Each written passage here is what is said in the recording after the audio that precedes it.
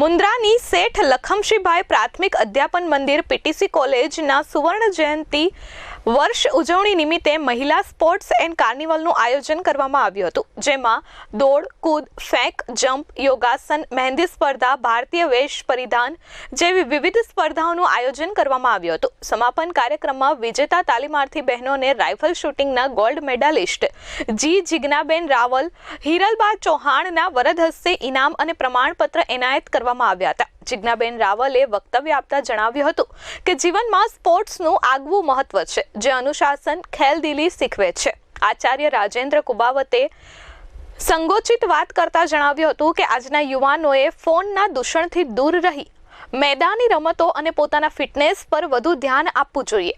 કાર્યક્રમને સફળ બનાવવા અધ્યાપક રીટાબેન તબિયાડ, રફીક સુમરા, સમીર અધિકારીએ જહેમત ઉઠાવી હતી। વિવિધ સ્પર્ધાઓમાં તાલીમાર્થીઓએ ઉત્સાહભેર ભાગ લીધો હતો અને સમાપન કાર્યનું સંચાલન રીનાબેન દ્વારા કરવામાં આવ્યું હતું। Rajendra Kubavat, S24 news, Mundra.